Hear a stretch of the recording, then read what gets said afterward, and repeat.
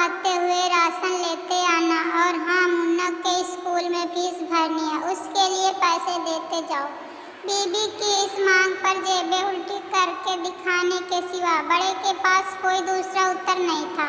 माथे पर चिंता की किसकों ने। सात सवेरे तो बड़ा भाई अपने काम पर निकल गया, लेकिन उस शाम उसने पूरे परिवार के सामने इस आर्थिक संकट को दूर करने के लिए एक प्रस्ताव रखा। क्यों ना हम उस प्लाट को बेच दें जिसे बाबूजी ने लक्ष्मी को शादी में देने के लिए खरीदा था।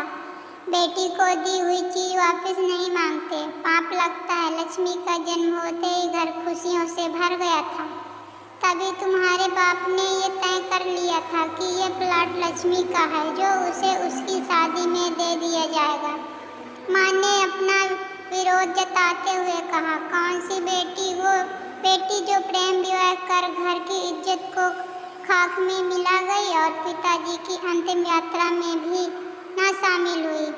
बड़े ने टोंट मारते हुए कहा, मेरा मुंह मत खुलवा। यहाँ कौन नहीं जानता कि लक्ष्मी को उस दिन गली के नाके से ही लौटा दिया गया था और उससे अपने पिता से आखिरी बार मिलने का हक भी छीन लिया गया था। माँ ने बेटे का पक्ष लेते हुए कहा। माँ के इस वार से दोनों बेटे चुप हो गए। ना बड़ा बेटा कुछ बोल पाया, ना छोटे बेटे ने। मुँह से कोई शब्द फूटा। थोड़ी देर की शांति के बाद छोटा भाई बोला, प्लाट बेच तो देंगे, पर क्या लक्ष्मी कागजात पर दस्तखत करेगी? मुझे नहीं लगता वो हमारा भला सोच भी सकती है।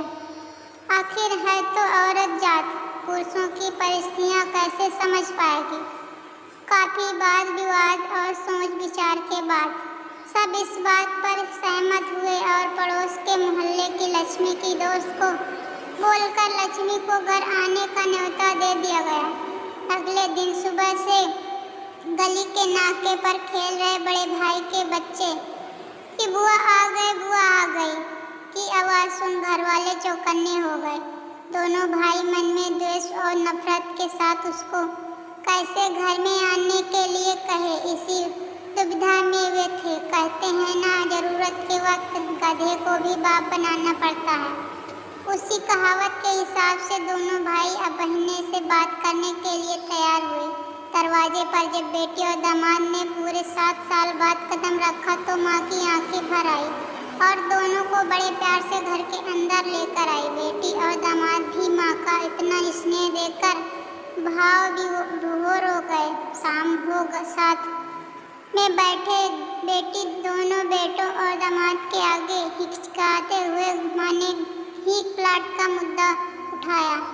लक्ष्मी को थोड़ा अंदेशा था कि कोई बड़ी बात होगी। लक्ष्मी उसी दिन ये सोच रही थी कि ऐसी क्या बात है हो सकती है कि जो खड़ूस भाई उसे बाप का मुंह भी दिखाने के खिलाफ थे, वो अचानक इतने कैसे पिघल गए। लेकिन अब उसको सारी बात समझ में आ गई। लक्ष्मी ने तिरछी नज़र से पति की तरफ देखा तो वो बोल पड़ा, देखिए माँ जी, शादी से पहले जो कुछ आपका था वो आप ही का रहेगा। ना उस पर मेरा या लक्ष्मी का कोई हक था, ना है, नहीं भविष्य में हम मांगेंगे। इसलिए आप निश्चित होकर उस प्लाट के साथ जो करना है कीजिए।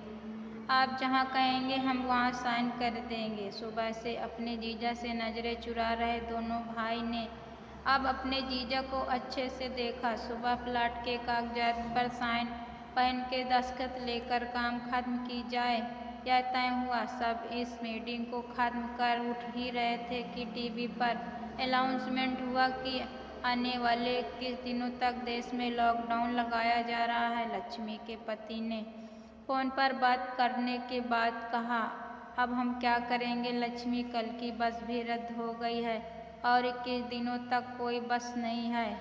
हम तो फंस गए।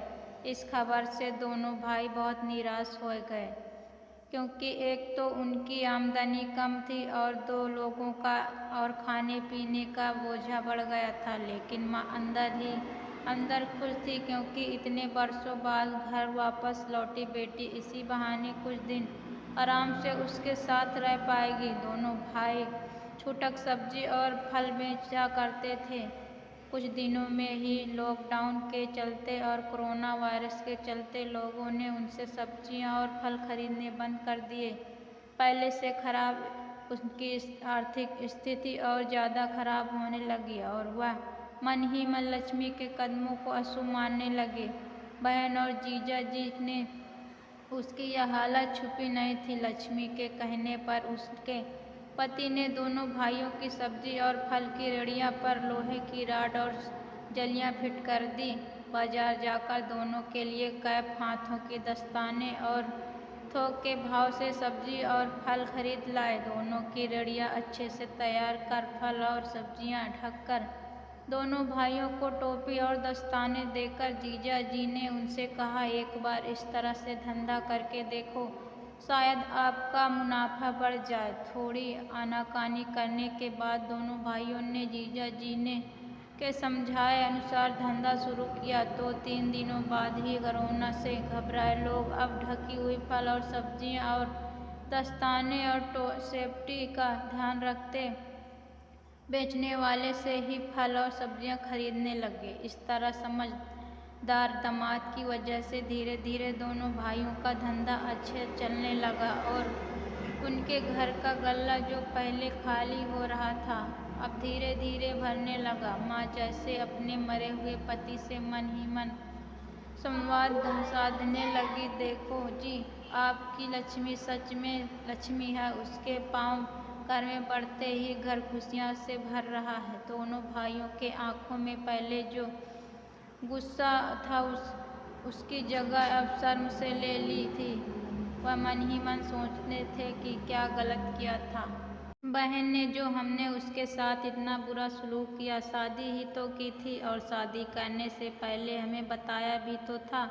हम ही थे जो उसके स्वीकार नहीं कर पाए। दोनों भाइयों ने मन में द्वेष और नफरत धीरे धीरे क्वारंटीन हो गए। इसके दिन बाद जब दीदी और जीजा जी प्लाट के कागज पर साइन करने लगे तब तक दोनों भाइयों ने उन्हें रोक लिया और उनकी माफ़ी मांगते हुए पेपर उन्हें देते हुए बोले, शादी के वक्त हमने आपको कोई तोहफा तो दूर की बात है आपका हक भी नहीं दिया, लेकिन अब इन प्लाट को स्वीकार कर हमें प्रायश्चित करने का एक मौका दीजिए। सभी के आंखों में खुशी के आंसू आ गए और माँ ऊपर देखकर बोली, देखा आपकी लाडली ने आज फिर हमारा घर खुशियों से भर दिया। अगर आपको यह मोटिवेशनल कहानी पसंद आई हो तो चैनल को सब्सक्राइब ज़रूर करना। आपको किस तरह की कहानी सुनना है कमेंट में ज़रूर बताना। धन्यवाद।